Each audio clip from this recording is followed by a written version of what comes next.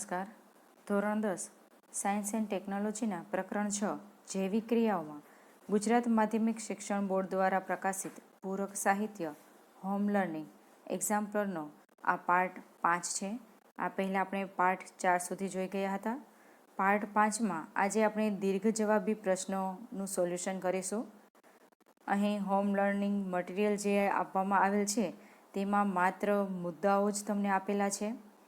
તો અહીં મેં આખી નોટ બનાવેલી છે અને જેના પ્રશ્નો છે એ પ્રશ્ન અને તેના જવાબ છે એ મુદ્દાસર આપવાનો પ્રયત્ન કરેલો છે અને તેમાંથી આપણે તેના વિશે ચર્ચા કરીશું અને આપેલા પ્રશ્નનું સોલ્યુશન કરીશું. અહીં દીર્ઘ જવાબી પ્રશ્નમાં પ્રશ્ન નંબર 73થી ચાલુ થાય છે, જેમાં 73મો પ્રશ્ન આપેલો છે કે અમીબામાં પોષણ પ્રક્રિયા સમજાવો. અમીબામાં પોષણ પ્રક્રિયા આપણે પ્રકરણ 6 NCERT ટ્યુટોરિયલ ગુજરાતી મીડિયમનું પ્લેલિસ્ટ ખોલો તો તેમાં આકૃતિ દોરવાની સરળ રીત, જેમાં અમીબામાં પોષણ પ્રક્રિયા માટેની આકૃતિ કઈ રીતે દોરાય તે સમજાવેલું છે. એ દોરતા પણ શીખવાડેલું છે. તે જોઈ લેવું, આકૃતિ તેમાંથી દોરવી અને અહીં આપણે તેના વિશે માહિતી મેળવીએ. તો સૌપ્રથમ તેના જવાબ માટે અહીં મુદ્દા આપેલા છે. પહેલો મુદ્દો છે કે આંગળી જેવા પ્રવર્ધો. અમીબા જ્યારે પોષણ મેળવે છે, જ્યારે તે પોતાના ખોરાકને સંવેદના અનુભવે છે ત્યારે તે પોતાનો આકાર બદલે છે અને આંગળી જેવા પ્રવર્ધો એટલે જેને ખોટા ઉપાંગો કહે છે એ ઉત્પન્ન કરે છે. અહીં આપેલું છે કે અમીબા કોષીય સપાટી પરથી આંગળી જેવા અસ્થાયી પ્રવર્ધો એટલે કે ખોટા ઉપાંગો ઉત્પન્ન કરે છે. અહીં અમીબા પોતાનો આકાર બદલતું પ્રાણી છે. કોઈ પણ આકારનું તમે અમીબા દોરી શકો છો. આ કોષીય સપાટી એટલે કે તેનું કોષરસ પટલ છે તેને કોષીય સપાટી કહી છે. તે જ્યારે ખોરાકની સંવેદના અનુભવે છે ત્યારે તે આ રીતે અહીંથી ખોટા ઉપાંગો, જેને આંગળી જેવા પ્રવર્ધો કહ્યા છે, એ ઉત્પન્ન કરે છે. ત્યારબાદ બીજો મુદ્દો આપેલો છે, જેમાં અન્નધાનીની વાત કરી છે કે અમીબા આ આંગળી જેવા પ્રવર્ધો દ્વારા ખોરાકના કણોને ઘેરી લે છે અને તેની સાથે જોડાણ કરી અન્નધાનીનું નિર્માણ કરે છે. અમીબામાં ખોટા ઉપાંગો કઈ રીતે ઉત્પન્ન થાય છે એ આપણે ઉપર આકૃતિ દોરી હતી. હવે અમીબામાં આ જે ખોટા ઉપાંગો છે એ ખોટા ઉપાંગો છે એ ખોરાકને ઘેરી લે છે. અહીંયા વચ્ચે ખોરાક આવે છે, આ રીતે ઘેરી લે છે અને ખોટા ઉપાંગો છે એનું જોડાણ કરે છે. એના પછીની આકૃતિ આ રીતે બનશે, જોડાણ થયેલી આ રીતે. આની અંદર ખોરાક છે અને ખોટા ઉપાંગો છે એકબીજા સાથે જોડાણ કેળવે છે, જેથી કરીને આ જે રચના છે તેમને અન્નધાની કહેવામાં આવે છે. અહીં જેની અંદર ખોરાક રહેલો છે તેમને અન્નધાની કહે છે. અહીં અન્નધાનીનું નિર્માણ કરે છે. ત્યારબાદ મુદ્દો આપેલો છે સરળ દ્રવ્યોનું પ્રસરણ, જેમાં કહ્યું છે કે અન્નધાનીમાં રહેલા ખોરાક પર ઉત્સેચકોનો સ્ત્રાવ થાય છે. અહીં અન્નધાનીની અંદર ખોરાક રહેલો છે. આ ખોરાકમાં ઉત્સેચક, ખાસ કરીને ઉત્સેચકનું નામ અહીં તમને આપેલું નથી, પણ લાઇસોઝોમ નામનો ઉત્સેચક છે એ પોતાનો સ્ત્રાવ કરે છે અને સ્ત્રાવ કરવાથી અહીં ખોરાક છે એનું પાચન થાય છે અને ખોરાક પચી જાય છે અને તે નાના નાના અનેક કણોમાં વિભાજિત થાય છે. જેમાં જોઈએ આપણે કે અન્નધાનીમાં રહેલા ખોરાક પર ઉત્સેચકોનો સ્ત્રાવ થાય છે, જેથી ખોરાક કે જે જટિલ પદાર્થોનું બનેલું છે તેનું વિઘટન થઈ તેને સરળ પદાર્થોમાં ફેરવે છે, જે કોષરસમાં પ્રસરણ પામે છે. ખાસ જે પચેલા ખોરાકને શોષણની વાત છે. કઈ રીતે પચેલો ખોરાક છે અમીબા મેળવે છે? તો પ્રસરણની ક્રિયા દ્વારા. વધેલા અપાચિત દ્રવ્યો કોષની સપાટી તરફ ગતિ કરે છે અને ત્યાગ પામે છે. આપણે ઉપર જોઈ ગયા કે અન્નધાનીનું નિર્માણ કરે છે. અન્નધાનીમાં ખોરાક હોય છે. ખોરાક પર લાઇસોઝોમનો સ્ત્રાવ થાય છે ઉત્સેચકનો, જેથી ખોરાકનું પાચન થાય છે.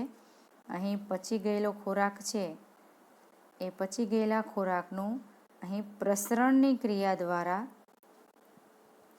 કોષરસમાં જાય છે. અહીં કોષરસ છે, કોષરસની અંદર પ્રસરણની ક્રિયા દ્વારા જાય છે.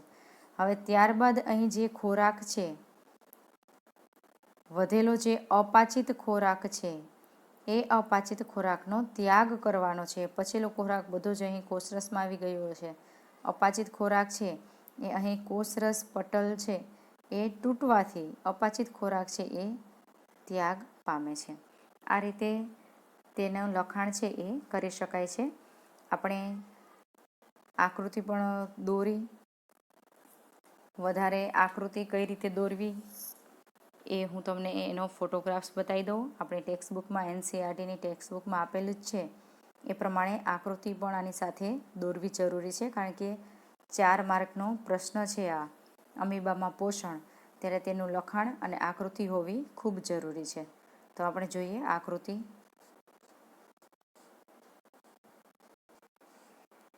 અહીં આકૃતિ આપેલી છે અમીબામાં પોષણની, જોઈ શકીએ છીએ. આ રીતે તમારે નામ નિર્દેશન કરવાનું છે. કોષ કેન્દ્ર, ખોરાકના કણ, ત્યારબાદ બીજી આકૃતિમાં ખોટા ઉપાંગો જેને ફૂટપાથ કહ્યા છે તે ઉત્પન્ન કરેલા જોવા મળે છે, અને તેની સાથે ખોરાક છે તેની અંદર રહેલો હોય એ જોઈ શકાય છે. ત્યારબાદ આકૃતિ સીમાં અન્નધાનીનું નિર્માણ થયેલું જોવા મળે છે, અને આ અન્નધાનીમાં ખોરાકના કણ હોય છે. ત્યારબાદ ડી આકૃતિમાં અહીં જે અન્નધાનીમાં ખોરાક છે તેનું પાચન થાય છે, અને પચેલો ખોરાક છે એ કોષરસમાં શોષાઈ જાય છે, એની આકૃતિ આપેલી છે. આ 4 આકૃતિ તમારે દોરવાની હોય છે અને તેના વિશે લખાણ પણ કરવાનું હોય છે. ત્યારબાદ 4 માર્કનો પ્રશ્ન 74, મનુષ્યના પાચન તંત્રનું વર્ણન કરો. અહીં પાચન તંત્રનું વર્ણન કરો કહ્યું છે.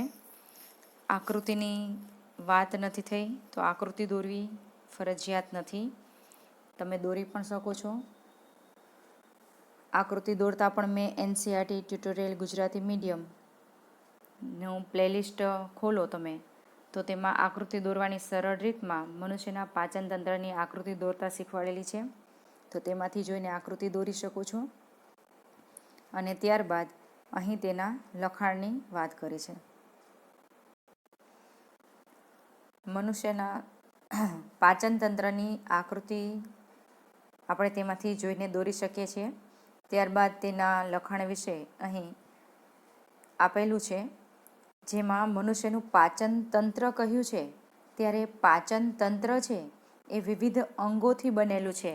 માટે સૌ પ્રથમ આપણે મુદ્દા પાડીને લખી શકીએ કે મનુષ્યના પાચન તંત્રમાં નીચે મુજબના અંગોનો સમાવેશ થાય છે, જેમાં એક કરીને મુખ, મુખગુહા, અન્નનળી, જઠર, નાનું આંતરડું, મોટું આંતરડું, મળાશય અને મળદ્વારનો સમાવેશ થાય છે. આ ઉપરાંત 3 સહાયક ગ્રંથિઓનો સમાવેશ થાય છે, જેમાં લાળ ગ્રંથિ, યકૃત ગ્રંથિ અને સ્વાદુપિંડ ગ્રંથિનો સમાવેશ થાય છે.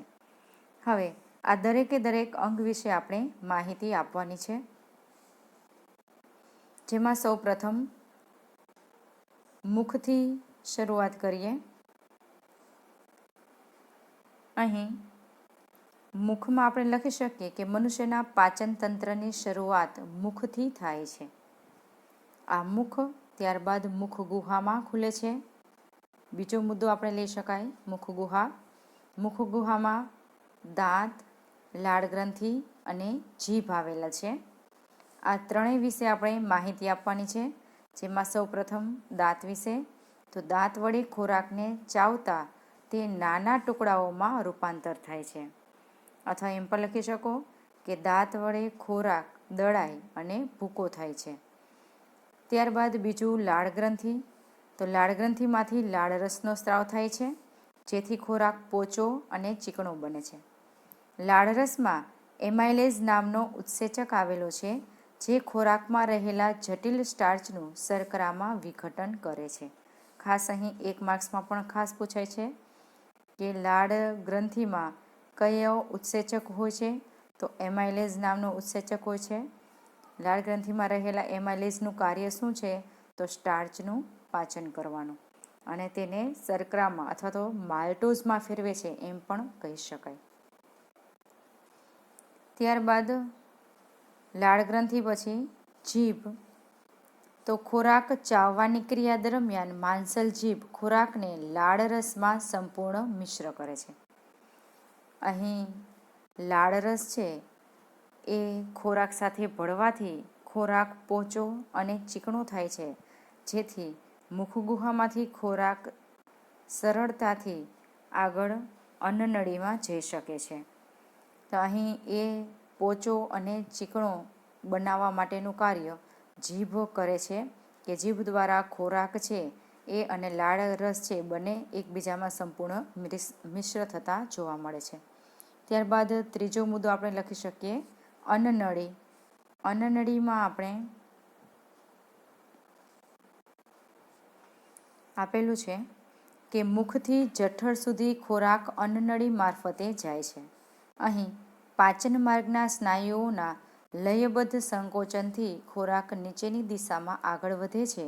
આવું તરંગવત સંકોચન પાચન માર્ગના દરેક ભાગમાં થાય છે. અહીં મુખગુહામાંથી ખોરાક અન્નનળીમાં જાય છે, બધું અન્નનળી લાંબી સાંકડી હોય છે. આ અન્નનળીમાંથી ખોરાક ઝડપથી જઠરમાં બધો જ જતો નથી રહેતો, પરંતુ અહીં અન્નનળીમાંથી ખોરાક છે એ સ્નાયુઓના લયબદ્ધ સંકોચન દ્વારા ધીમે ધીમે આગળ વધે છે. અહીં અન્નનળી, આ મુખગુહા છે, મુખગુહા પછી અહીં અન્નનળી આપેલી છે, અને અહીંયાથી જઠર. તો અન્નનળીમાં અહીં લયબદ્ધ સંકોચન જોવા મળે છે. અહીંયા સંકોચન થશે તો અહીંયા એનું વિસ્તરણ થશે, ત્યારબાદ ફરીથી એનું સંકોચન થશે, તો ત્યારબાદ એનું વિસ્તરણ થશે. આ રીતે લયબદ્ધ સંકોચન, જેને તરંગવત સંકોચન પણ કહ્યું છે, આ રીતે થતું જોવા મળે છે. અને ધીમે ધીમે ખોરાક છે, થોડો થોડો ખોરાક અહીં જઠરમાં જતો જોવા મળે છે.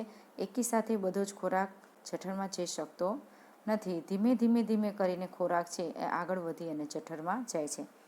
આ જ રીતે લયબદ્ધ સંકોચન છે એ આખી પાચન નળીમાં જોવા મળે છે, એટલે આખી નળીમાં આ જ પ્રમાણે ખોરાક છે ધીમે ધીમે આગળ વધે છે. ત્યારબાદ આપેલો છે મુદ્દો જઠરનો. જઠર વિશે આપણે લખી શકાય કે જઠરની દિવાલમાં જઠર ગ્રંથિઓ આવેલી હોય છે. તેમાંથી 3 પ્રકારના ઉત્સેચકોનો સ્ત્રાવ થાય છે. ખાસ અહીં 2 માર્ક્સમાં પણ જઠર વિશે ટૂંક નોંધ લખો પૂછી શકાય. 1 માર્ક્સમાં આમાંથી કોઈ પણ એક વિશે તમને પૂછી શકાય, એટલે ખાસ યાદ રાખી લેવું. જેમાં 3 ઉત્સેચકોમાં સૌથી પહેલું આપેલું છે મંદ HCl, એટલે કે હાઇડ્રોક્લોરિક એસિડ.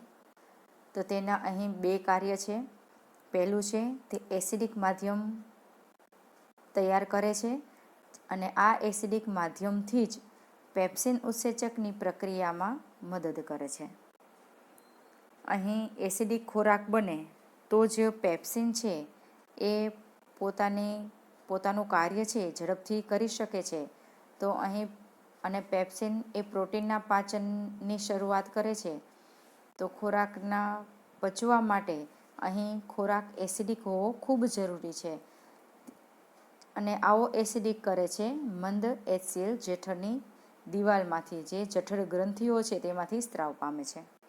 આ ઉપરાંત બીજું કાર્ય છે કે ખોરાકમાં રહેલા બેક્ટેરિયાનો નાશ મંદ HCl દ્વારા થાય છે. અહીં મંદ HClના 2 કાર્ય છે. ખાસ ખોરાકને એસિડિક માધ્યમ પૂરું પાડે છે, જેથી કરીને પેપ્સિન ઉત્સેચકની પ્રક્રિયામાં મદદ થાય, અને બીજું ખોરાકમાં રહેલા બેક્ટેરિયાનો નાશ કરે છે. ત્યારબાદ બીજું પેપ્સિન, તે પ્રોટીનના પાચનની શરૂઆત કરે છે. ખાસ પ્રોટીનના પાચનની શરૂઆત ક્યાંથી થાય છે? તો કે જઠરથી થાય છે. કયો ઉત્સેચક કરે છે પ્રોટીનના પાચનની શરૂઆત? તો પેપ્સિન કરે છે. 1 માર્ક્સમાં ખાસ યાદ રાખવું. ત્રીજું આપેલું છે શ્લેષ્મ. તો અહીં શ્લેષ્મ છે એ મંદ HCl અને પેપ્સિનનો જે જઠરમાં સ્ત્રાવ થાય છે તેનાથી જઠરની દિવાલને નુકસાન ન થાય તેના માટે શ્લેષ્મ કાર્ય કરે છે. તો તેના માટે આપણે લખી શકાય કે શ્લેષ્મ જઠરની દિવાલને મંદ HCl અને પેપ્સિનથી રક્ષણ આપે છે. અહીં જઠરની ટૂંક નોંધ આટલી લખી શકો. ત્યારબાદ હવે જઠરમાંથી ખોરાક મુદ્રિકા સ્નાયુ નિજઠર વાલ્વ દ્વારા નાના આંતરડામાં જાય છે. તો આપણે જોઈ ગયા કે જઠરની આવી રચના જે હોય છે, અહીં જે જઠર ત્યારબાદ અહીં નાનું આંતરડું છે એ ચાલુ થતું જોવા મળે છે. તો જઠર અને નાના આંતરડાની વચ્ચે અહીં જે વાલ્વ છે એને નિજઠર વાલ્વ કહેવામાં આવે છે અને તે મુદ્રિકા સ્નાયુઓનું બનેલું છે. આ પણ ખાસ 1 માર્ક્સમાં યાદ રાખવું. ત્યારબાદ જઠર પછી નાના આંતરડાનો મુદ્દો આવે છે. તો નાના આંતરડામાં આપણે લખી શકીએ કે નાનું આંતરડું પાચન માર્ગનું સૌથી લાંબુ અંગ છે. કહેવાય નાનું આંતરડું, પણ સૌથી લાંબામાં લાંબુ જો અંગ હોય તો નાનું આંતરડું છે પાચન તંત્રનું. તેમાં કાર્બોદિત, પ્રોટીન અને ચરબીનું પૂર્ણ પાચન થાય છે. નાના આંતરડામાં યકૃત ગ્રંથિ, સ્વાદુપિંડ ગ્રંથિ અને આંત્રરસનો સ્ત્રાવ થાય છે અને ખોરાકનું સંપૂર્ણ પાચન થાય છે. જેમાં સૌપ્રથમ સ્ત્રાવ કરાવે છે યકૃત ગ્રંથિ. તો યકૃત ગ્રંથિ વિશે અહીં આપેલું છે કે યકૃત ગ્રંથિમાંથી પિત્તરસનો સ્ત્રાવ થાય છે જે આલ્કલાઇન એટલે કે બેઝ માધ્યમ પૂરું પાડે છે. આપણે જોઈ ગયા કે જઠરમાંથી જે ખોરાક આવતો હતો એ એસિડિક હતો અને એ એસિડિક ખોરાક હોવાથી પેપ્સિન છે એ પોતાનું કાર્ય ઝડપથી કરી શકે છે. હવે ત્યારબાદ ખોરાક જઠરમાંથી નાના આંતરડામાં આવે છે ત્યારે હવે તેને આલ્કલાઇન એટલે કે બેઝ કરવો જરૂરી છે. જો આ ખોરાક બેઝિક બને તો જ તેના પર સ્વાદુ રસના અથવા સ્વાદુપિંડના જે ઉત્સેચકો છે એ ઝડપથી કાર્ય કરી શકે. માટે તેમને આલ્કલાઇન એટલે કે બેઝ બનાવવા જરૂરી છે. અને આવું બેઝ બનાવવા માટે કાર્ય કરે છે યકૃત ગ્રંથિ. યકૃત ગ્રંથિ છે એમાંથી પિત્તરસનો સ્ત્રાવ થાય છે. આ પિત્તરસ છે એ બેઝ માધ્યમ પૂરું પાડે છે. જેમાં આપેલું છે કે અહીં જઠરમાંથી આવતા એસિડિક ખોરાકને પિત્તરસ આલ્કલીય બનાવે છે એટલે કે બેઝ બનાવે છે, જેથી સ્વાદુરસના ઉત્સેચકો પર તેના પર કાર્ય કરી શકે. અહીં પિત્તક્ષારો ચરબીના મોટા ગોળકોને નાના ગોળકોમાં રૂપાંતર કરે છે, જેને તૈલોદીકરણ કહે છે. આ ક્રિયાથી ઉત્સેચકોની ક્રિયાશીલતા વધે છે. ખાસ તૈલોદીકરણ એટલે શું? તો યકૃત ગ્રંથિમાંથી જે પિત્તરસનો સ્ત્રાવ થાય છે એ પિત્તરસ છે એ જઠરમાંથી આવતા એસિડિક ખોરાક પર કાર્ય કરે છે, જેથી ખોરાક બેઝ બને છે. ત્યારબાદ ખાસ કરીને તમારે પિત્તરસનું અહીંયા કાર્ય લખવાનું છે કે પિત્તરસ છે એ ચરબીના મોટા ગોળકોને નાના ગોળકોમાં રૂપાંતર કરે છે અને આ નાના ગોળકોમાં રૂપાંતર કરવાની ક્રિયાને તૈલોદીકરણ કહે છે. અને તૈલોદીકરણ કરવાનું મુખ્ય કારણ ઉત્સેચકોની ક્રિયાશીલતા વધારવા માટે છે. મોટા ગોળકો હોય તો તેના ઉપર ઉત્સેચકો ઝડપથી ક્રિયા કરી શકતા નથી, પણ જો આ ચરબીના ગોળકો નાના હોય તો તેના ઉપર ઉત્સેચકો ઝડપથી કાર્ય કરી શકે છે. માટે આ નાના ગોળકોમાં ફેરવવાનું કાર્ય કરે છે અહીં પિત્તરસ. સ્વાદુપિંડ યકૃત ગ્રંથિ પછી સ્વાદુપિંડ ગ્રંથિ વિશે લખી શકાય સ્વાદુપિંડ ગ્રંથિમાં આપણે કહી શકાય કે સ્વાદુપિંડ ગ્રંથિ સ્વાદુ રસનો સ્ત્રાવ કરે છે.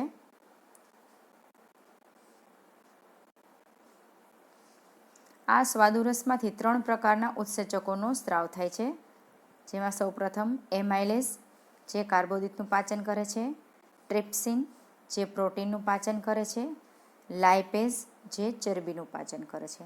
ખાસ એક માર્ક્સ માટે પણ તમારે યાદ રાખવાના છે, અથવા તો જોડકા માટે પણ યાદ રાખવાના છે. ખરા ખોટામાંથી પણ તમને પૂછી શકાય કે ટ્રિપ્સિન શેનું પાચન કરે છે? પ્રોટીનનું. એમાઇલેઝ કાર્બોદિતનું. લાઇપેઝ ચરબીનું. અથવા તો લાઇપેઝ ઉત્સેચક એ શેમાંથી સ્ત્રાવ થાય છે? તો સ્વાદુપિંડમાંથી તેનો સ્ત્રાવ થતો જોવા મળે છે. એટલે આ 3 ઉત્સેચકો ખાસ યાદ રાખવાના છે. અહીં હજુ પણ ખોરાકનું સંપૂર્ણ પાચન થયેલું જોવા મળતું નથી. ત્યારે ખોરાક આગળ વધે ત્યારે નાના આંતરડાની દિવાલમાંથી આંતરરસનો સ્ત્રાવ થાય છે. જેમાં જોઈએ આંતરરસમાં કે નાના આંતરડાની દિવાલમાં આંતરીય ગ્રંથિઓ આંતરરસનો સ્ત્રાવ કરે છે. આંતરરસનો સ્ત્રાવ કરાવનાર આંતરીય ગ્રંથિઓ આવેલી છે. અને આ સ્ત્રાવની મદદથી પ્રોટીનનું એમિનો એસિડમાં ખાસ યાદ રાખવાનું છે રૂપાંતર થાય છે, કાર્બોદિતનું ગ્લુકોઝમાં રૂપાંતર થાય છે, અને ચરબીનું ફેટી એસિડમાં રૂપાંતર થતું જોવા મળે છે. આ રીતે ત્રણેયના કાર્ય છે એ લખી શકાય છે. આંતરરસને કારણે અહીં ખોરાકનું સંપૂર્ણ પાચન થયેલું જોવા મળે છે. જેમાં આપણે જોઈએ આગળ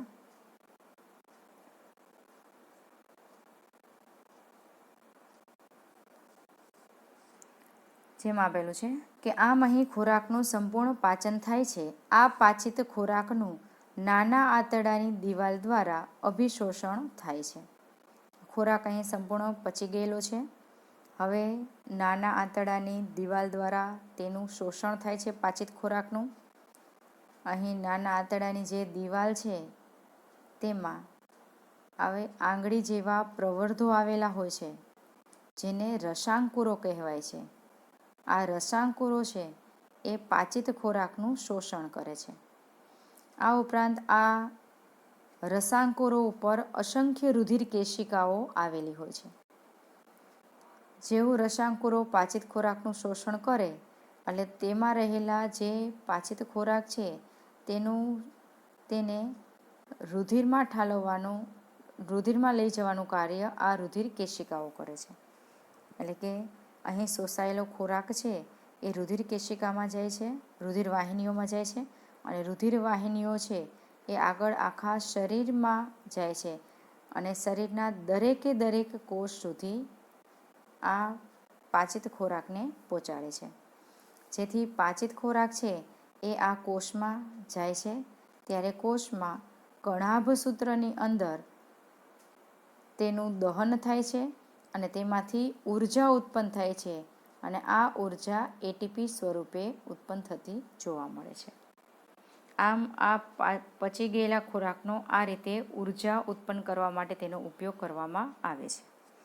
જેમાં અહીં આપેલું છે જોઈએ આપણે. આમ અહીં ખોરાકનું સંપૂર્ણ પાચન થાય છે. આ પાચિત ખોરાકનું નાના આંતરડાની દિવાલ દ્વારા અભિશોષણ થાય છે. નાના આંતરડાના શેષ ભાગને શેષાંત્ર કહે છે. અહીં નાનું આંતરડું ખૂબ લાંબુ છે, તેનો શેષ ભાગ એટલે છેડાનો જે ભાગ છે તેને શેષાંત્ર કહેવામાં આવે છે. આમ જોઈએ તો નાના આંતરડાના 3 ભાગ પડે છે: અગ્રાંત્ર, મધ્યાંત્ર અને શેષાંત્ર. આંતરડાના આગળના ભાગને અગ્રાંત્ર કહેવાય, મધ્ય ભાગને, વચ્ચેના ભાગને મધ્યાંત્ર કહેવાય, અને છેલ્લા શેષ ભાગને શેષાંત્ર કહેવામાં આવે છે. આ શેષાંત્રમાં આંગળી જેવા પ્રવર્ધો આવેલા હોય છે, જેને રસાંકુરો કહે છે, જે અભિશોષણ માટે સપાટીનું ક્ષેત્રફળ વધારે છે. આ રસાંકુરો પર અસંખ્ય રુધિર વાહિનીઓ આવેલ હોય છે, જે અભિશોષિત ખોરાકને શરીરના પ્રત્યેક કોષો સુધી પહોંચાડે છે. આ પાચિત ખોરાકનો ઉપયોગ હવે અહીં ઉર્જા પણ ઉત્પન્ન થયેલી જોવા મળે છે કોષની અંદર. હવે જે ઉર્જા ઉત્પન્ન થાય છે તેનો ઉપયોગ કઈ જગ્યાએ કરવાનો છે તેની અહીં વાત કરેલી છે, જેમાં કહ્યું છે કે આ પાચિત ખોરાકનો, અહીંથી આપણે ચાલુ કરીએ, ખોરાકનો ઉપયોગ ઉર્જા પ્રાપ્ત કરવા માટે, નવી પેશીઓના નિર્માણ માટે તેમજ જૂની પેશીઓના સમારકામ માટે થાય છે. આ 3 જગ્યાએ ઉત્પન્ન થયેલી ઉર્જાનો ઉપયોગ કરી શકે છે. આમ અહીં નાના આંતરડામાં ખોરાકનું સંપૂર્ણ પાચન થઈ ગયું અને આ પાચિત ખોરાકનું શોષણ પણ થઈ ગયેલું. હવે વધારાનો જે અપાચિત ખોરાક છે તે આગળ મોટા આંતરડામાં જાય છે. તો જોઈએ મોટું આંતરડું. તો પચ્યા વગરનો અપાચિત ખોરાક મોટા આંતરડામાં આવે છે, જ્યાં રસાંકુરો અપાચિત ખોરાકમાંથી પાણીનું શોષણ કરે છે. મોટા આંતરડાનું કાર્ય પાણીનું પુનઃ શોષણ કરવાનું. જે અપાચિત ખોરાકની અંદર પાણી ભરેલું છે તેમાંથી પાણીનું પુનઃ શોષણ કરે છે. ત્યારબાદ આગળ જોઈએ,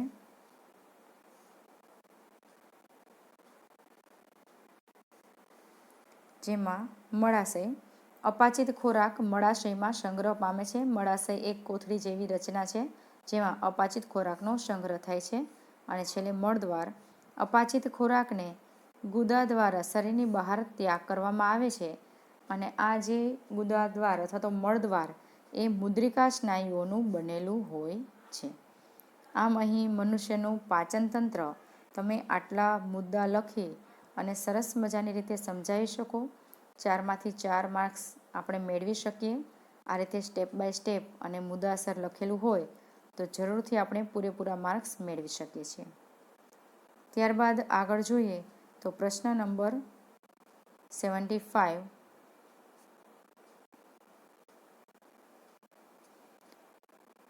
અહીં 75માં પ્રશ્નમાં આપેલું છે કે મનુષ્યમાં શ્વાસોશ્વાસની પ્રક્રિયા સમજાવો.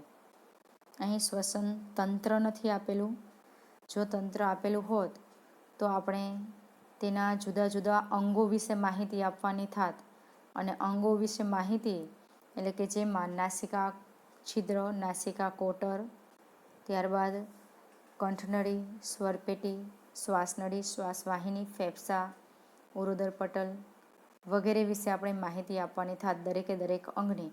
પણ અહીં શ્વાસોશ્વાસની પ્રક્રિયા સમજાવો એ રીતે પૂછેલું છે, ત્યારે અહીં આકૃતિ પણ નહીં આવે.